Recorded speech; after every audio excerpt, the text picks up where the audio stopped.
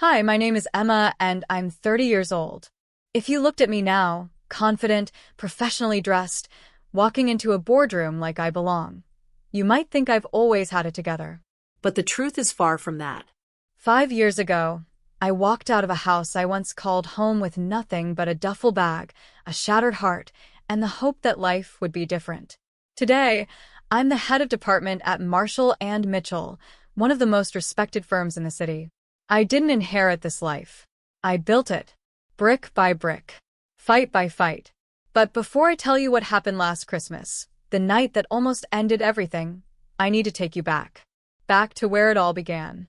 Back to the house with the cream-colored walls, the perfect garden, and the family portrait that looked perfect to everyone except me. I was the firstborn, the responsible one. And then came Ruby, 4 years younger, louder, more dramatic, and somehow, always the favorite. From the moment she was born, my parents Karen and Thomas treated her like a gift from heaven. And me?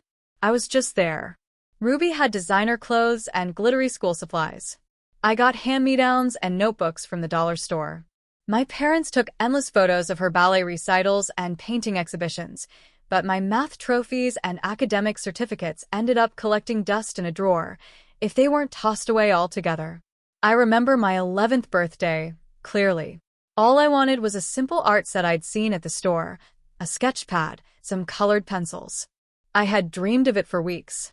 But when I opened my gift, it was a pack of yellow number 2 pencils and a new calculator. "You need these for school," Mom said, already wiping the table. A week later, Ruby turned 8. My parents transformed our backyard into a princess wonderland.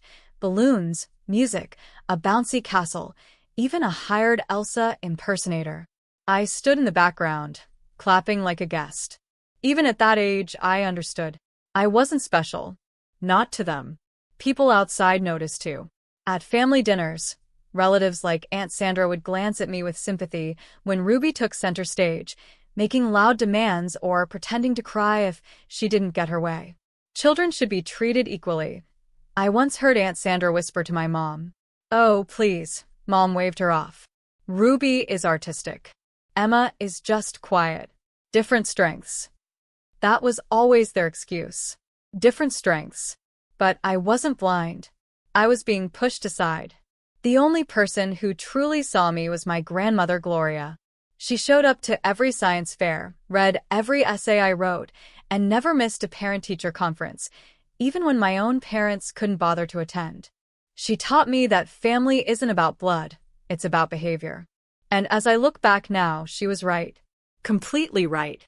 By the time I was 17, my world revolved around 2 things: studying hard enough to escape that house and managing my dairy allergy like a second job.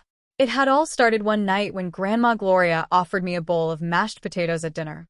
She made it with butter, something I'd had before, but that day, my body reacted differently. Within minutes, I felt my throat tightening, my breathing labored. I dropped the spoon and gasped, unable to speak. Gloria didn't hesitate.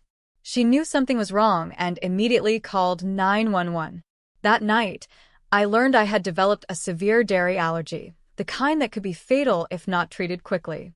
The ER doctor was clear: no milk, cheese, butter, cream, or anything processed with dairy. Cross-contamination can kill her. But when my parents arrived at the hospital, their expressions weren't filled with worry. They looked inconvenienced. "This is just great," Karen muttered. "As if we don't already have enough to deal with," Thomas added, looking at his watch. On the way home, their tone grew colder. "You're going to need to be careful from now on," Dad said. "You can't expect us to change everything just for you," Mom added. "We have Ruby's events, her meals, her needs." So I learned to carry dairy-free snacks, read labels twice, and never trust a shared kitchen. Gloria bought me a medical alert bracelet and showed me how to speak up in restaurants. Ruby, meanwhile, thought it was hilarious. "Oh no," she gasped at family gatherings. "Did someone bring ice cream? Watch out, Emma might drop dead." She'd laugh. Everyone else laughed too. Except Gloria. Still, I worked harder than anyone around me. I pulled straight A's, won science fairs, and earned a full tuition scholarship to Northwestern State University. The only catch was that the scholarship didn't cover housing. I sat my parents down, hopeful for once. I got in, I said, trying to control the tremble in my voice. Full ride for tuition. I just need help with rent. Thomas didn't even let me finish. You applied out of state. That was your choice. Karen crossed her arms. We're saving for Ruby's education. Riverside isn't cheap. I sat there frozen. But I earned this. I've done everything on my own. You're independent, my dad interrupted. You'll figure it out. Across the table, Ruby swirled her pasta with a smug smile, loving every second. And then, like an angel of timing, Grandma Gloria walked through the front door holding a balloon and a gift bag. What's going on? She asked, immediately sensing the tension. Ruby chimed in like it was a joke. Emma got into college, but she's gonna be homeless. Mom and Dad are saving for me. Gloria's smile vanished. Her tone turned ice cold. Is this true? She asked. No one answered. Karen. Thomas. How dare you? She got a full scholarship, and you won't even help with rent. She chose this, Mom snapped. And Ruby's future, Dad added. What about Emma's future? Gloria roared. Then she turned to Ruby. And you've become a selfish, spoiled child. I'm ashamed of you. Ruby burst into fake tears, her favorite escape. My parents rushed to her defense, shouting at Gloria and me. Something broke inside me. I stood up, silent, walked to my room, pulled out my bag. Gloria followed, calm and steady. Pack everything, sweetheart. You're coming home with me. But college? I'll handle it, she said. You just focus on your future. And that's the day I left. That's the day I stopped being their daughter and started becoming my own person. Moving in with Grandma Gloria felt like finally breathing after years of holding my breath.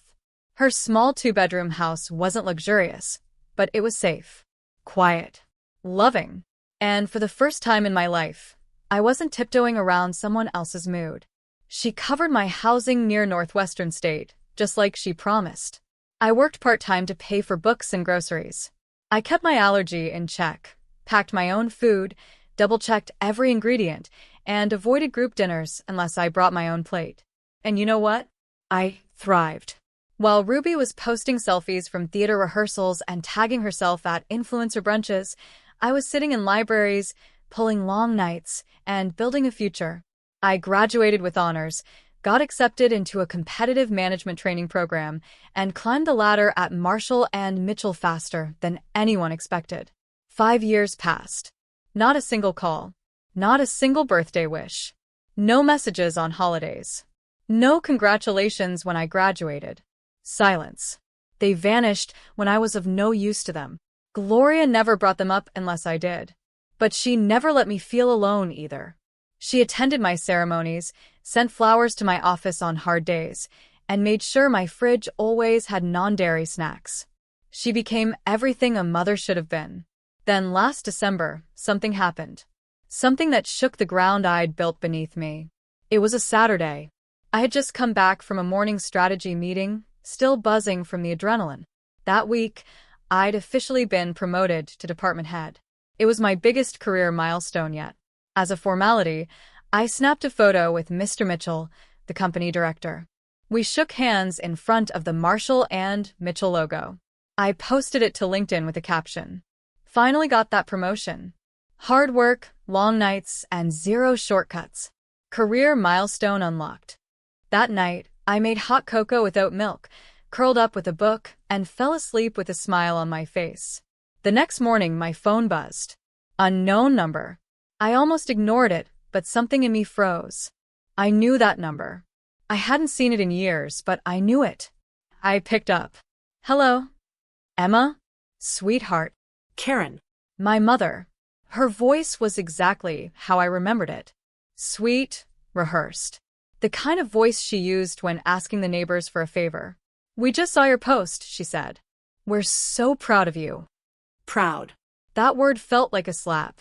Thanks, I said coldly, my fingers tightening around the phone. You should come visit. Let's have a proper family celebration. A big Christmas party. Everyone would love to see how successful you've become. I hesitated. Your sister will be there too. It's time we all move on, don't you think?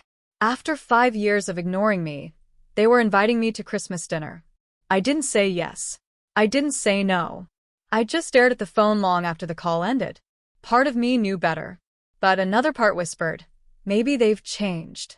The days following that call felt strange, like I'd stepped into an alternate version of my life, where things looked normal on the surface, but didn't feel real underneath. Karen, the woman who hadn't said my name in 5 years, started texting me every morning. Photos of decorations, screenshots of party menus, even a message that said, Ruby is so excited to see you again. It'll be just like old times, 2 hearts. I almost laughed out loud. Old times? The ones where she mocked my allergy in front of guests and called me boring behind my back? Still, I didn't shut the door completely. Part of me, perhaps the youngest, most wounded part, was curious. Not hopeful, just curious. I told Gloria everything. Her reaction was exactly what I expected. Calm, cautious. People don't change overnight, she said, stirring her tea. But if you decide to go, go with your eyes open. I'll support you either way. A few nights later, over a simple dinner at her place, she added, maybe this is your chance to show them who you've become. You're not that quiet little girl anymore, Emma. You don't need their approval. You already proved yourself. I nodded. But inside, a knot was forming. What were they really planning? Why now? Why Christmas? Then the text came in. From Ruby. After 5 years of complete silence, she sent me a social media friend request, followed by a short message. Time to put the past behind us, sis. See you at Christmas. No apology. No acknowledgement. Just glitter and gloss and fake forgiveness. I didn't respond. But I marked the calendar anyway. December 24th, Christmas dinner at home. I kept it quiet at work. Only Mr. Mitchell noticed my unease when I seemed distracted in meetings. You all right, Emma? He asked kindly. I nodded. Just family stuff. He said with a half smile. The season of forced cheer. Good luck with that. The week of the party, I couldn't sleep properly. I woke up from dreams of being trapped in that house again, of Ruby laughing while I choked, of Karen shrugging like nothing was wrong. But I told myself this was about closure, not reunion. On Christmas Eve, I dressed simply but sharply. Dark green sweater, black slacks, no-nonsense flats. Hair down, makeup minimal. The woman in the mirror was nothing like the girl who left that house 5 years ago. I drove through familiar streets, my hands tight on the wheel. The house looked the same, cream-colored walls, perfect lawn, brass door knocker polished like it had been waiting for me. Karen answered the door with a wide, sparkly smile. Emma, you look amazing, sweetheart. She hugged me stiffly, like she was afraid of wrinkling her blouse. Inside, the Christmas tree sparkled. The house smelled like cinnamon and roast, and every surface was decorated like a Hallmark movie. Thomas nodded at me from the couch. Proud of you, Emma. Department head. That's impressive. Ruby, in a glittery red dress that probably cost more than my rent, waved her phone in the air and smirked. Merry Christmas, sis. So glad you could make it. Every part of me screamed that this was fake. Staged. Controlled. But I sat down at the table anyway. This wasn't just dinner. This was the trap. And I had just walked into it. The long dining table shimmered with gold placemats and polished silverware. Ruby's seat, of course, was at the center, right beside Karen, who beamed at her like she was the guest of honor. I was placed 2 seats down, next to Aunt Sandra and her daughter Megan, who greeted me with genuine warmth. The house buzzed with small talk, clinking glasses, and the artificial joy of carefully curated holiday cheer. It was all too perfect, too controlled. And I knew my parents. Perfection was often their favorite disguise for manipulation. After the main course was served, some kind of creamy herb chicken with roasted vegetables, Karen stood and tapped her glass for attention. Everyone, if I could just have a moment. She smiled like a stage actress. We're so happy to have you all here tonight. This Christmas feels extra special because our dear Emma has returned to us, and not just returned. but with such success. Polite applause followed. I nodded, gave a small smile. I could already sense where this was going. Karen continued, Emma's new role as department head at Marshall and Mitchell is a big achievement, one we always knew she was capable of. Thomas added, she was always so determined. That almost made me choke. Where was that confidence when I asked for help with housing 5 years ago? But Karen's voice lifted again. Success is most meaningful when shared with family. And speaking of talented young women, let's not forget Ruby, our little star. Oh, here it is. Ruby recently completed her advanced art program at Riverside with honors and has been seeking new opportunities. And now that Emma's in a leadership role at such a respected company, we were hoping, well, she looked directly at me, that perhaps Emma could help her little sister get her foot in the door. The room froze. Megan lowered her fork. Aunt Sandra raised her eyebrows. Ruby smiled sweetly and tilted her head. You do have influence now, don't you, Em? I took a slow breath, setting my fork down. I'm not in hiring, I said calmly but clearly. I manage operations, not recruitment. Karen's smile twitched. But surely you could speak to someone. I forced a smile. Surely you didn't invite me here to network for Ruby? A heavy silence settled over the room. Only the holiday music playing faintly in the background dared to interrupt it. I thought this was about celebrating my promotion, I added, my voice firmer now. Not offer me a job I didn't ask for. Ruby's smile vanished. You always take things so personally. Karen's tone shifted. Don't be selfish, Emma. Family helps family. That word, selfish, stabbed like a knife. I stood slowly. Mom, Dad, can we talk? In private. Without waiting, I turned and walked toward the kitchen. They followed, their expressions dropping the fake cheer the moment the door closed behind us. In the kitchen, the festive music and forced laughter from the dining room faded into the background. It was just the three of us now, me, Karen, and Thomas, standing beneath the soft yellow light above the counter. I faced them, arms crossed, voice steady. This was supposed to be about reconnecting. But all you've done is try to use me. Karen's eyes narrowed. Don't be dramatic. Thomas added flatly, we've invested so much into Ruby's future. Is it so wrong to ask you to help her now that you've found success? Invested? I almost laughed. You didn't even help me pay rent when I got into college. Karen shrugged, cold and unapologetic. You were always independent. I turned toward the door, my hands shaking. I see. I haven't been your daughter for 5 years. But now that I have a title, suddenly I'm worth texting. As I opened the door to return to the table, I caught a glimpse of movement across the room. Ruby, walking back to her seat, adjusting her purse like she had just grabbed something. Her eyes flicked to mine for the briefest second, and that smug expression was back. I ignored it. Back at the table, the food had cooled slightly, but no one touched their plates. I sat down quietly, offering a small smile to Megan, who looked concerned. Karen rejoined us moments later, raising her glass as if nothing had happened. The moment felt strange, but I was hungry and tired. I cut into the creamy herb chicken on my plate and took a bite. Immediately, something fell off. The sauce was richer than I remembered. Too creamy. I set the fork down. My tongue tingled. My throat tightened.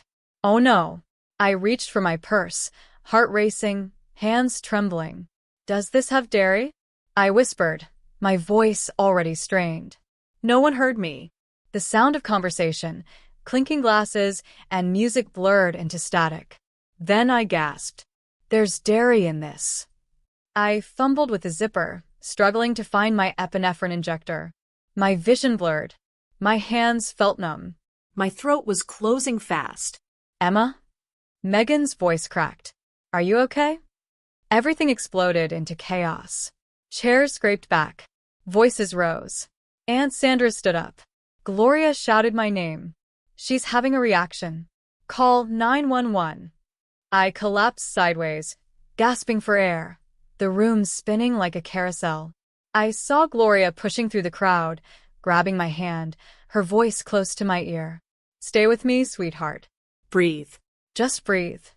And then darkness. I woke up to beeping monitors and the sterile scent of a hospital room. My throat felt like sandpaper. My arms were heavy. I blinked slowly and saw Gloria sitting beside me, her eyes red but alert. "You're okay," she whispered. "Thank God.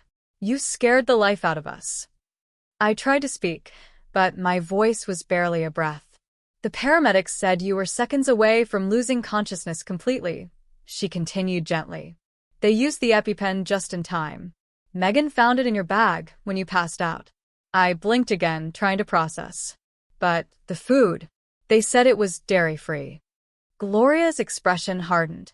"That's what they told you. But someone tampered with your plate." Before I could ask, Aunt Sandra and Megan rushed into the room.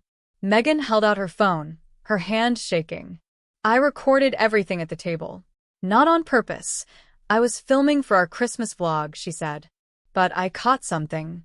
She turned the screen toward me. The video played, me standing up and leaving the table with Karen and Thomas. A few seconds later, Ruby walked over to my seat. She looked around, reached into her purse, pulled out something small, stirred it into my food. Cream. From a small bottle. I stared, my entire body cold.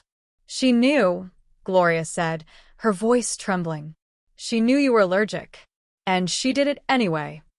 Megan's eyes filled with tears. "It was deliberate, Emma. We all saw it."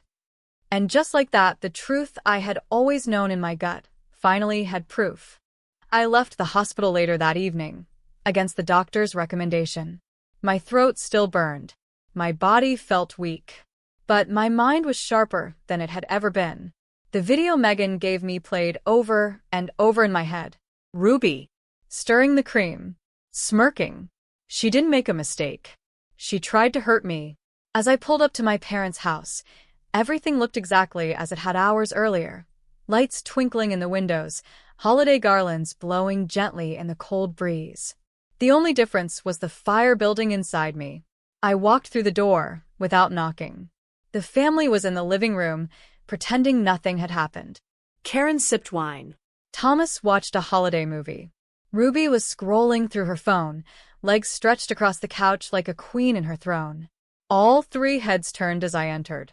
"Shouldn't you still be at the hospital?" Ruby muttered, not even looking up. "I know what you did," I said quietly. "I know you put cream in my food." The silence was immediate. Karen stood up. "Excuse me?" I took my phone from my coat pocket, opened the video, pressed play. The footage filled the room. Ruby, Purse. cream, stirring, Smirking. When the clip ended, I looked at them one by one. Ruby's face was pale, but she shrugged. "It was a joke." "God, you're always so dramatic." "A joke." Karen crossed her arms. "You're twisting things. You've always had a flair for playing victim." My voice trembled with fury. "The doctors said I nearly died." Thomas stood, his expression hardening. "And if you take this to the police, Emma, don't bother coming back. We'll disown you for good. We'll cut you out of everything." I looked at him with steady eyes. "You already did that. 5 years ago." I turned around and walked out without another word. But I wasn't done. That night, I posted the video on social media, along with a message. "Today I learned what family truly means and what it doesn't.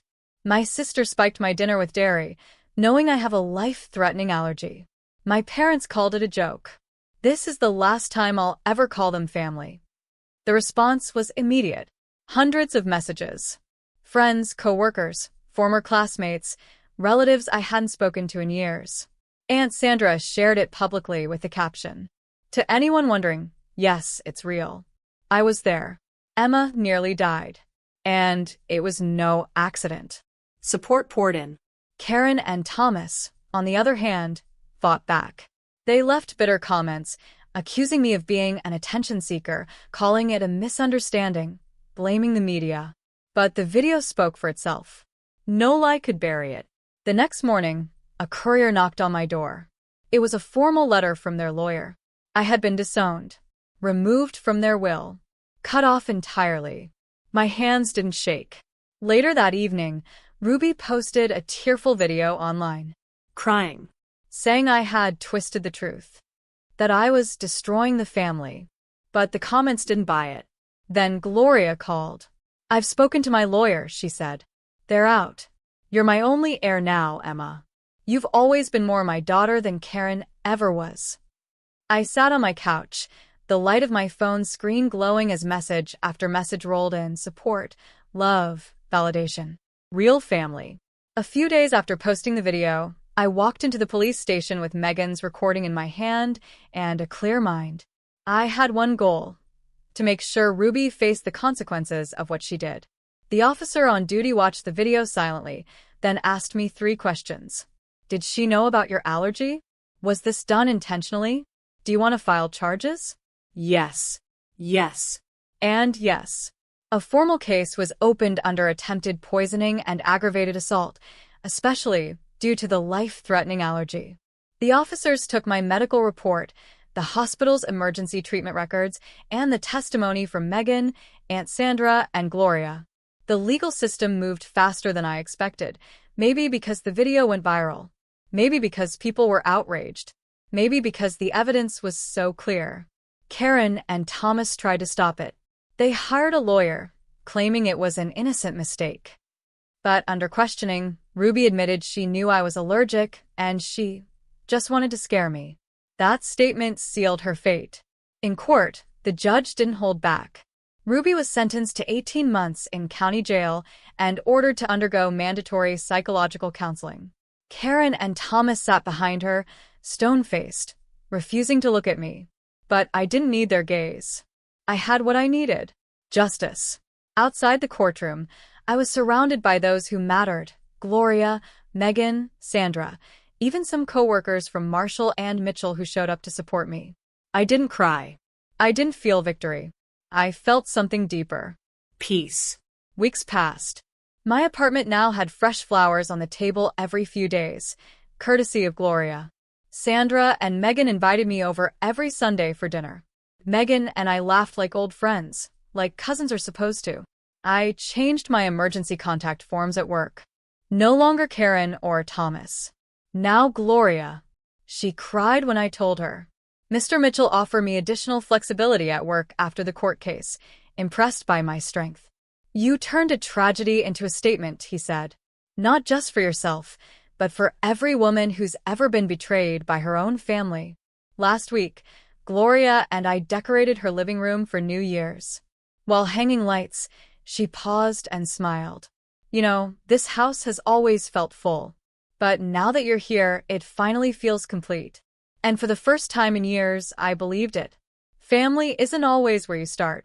Sometimes, it's what you build with those who choose you back. I may have lost a mother, father, and sister, but I gained something better: a life that's mine. And this time, I'm not afraid to live it. Some stories aren't about revenge. They're about reclaiming power from those who never deserved it. Emma didn't just survive the betrayal of her own family, she exposed it, stood tall in court, and walked away with her dignity intact. Because true family isn't defined by blood.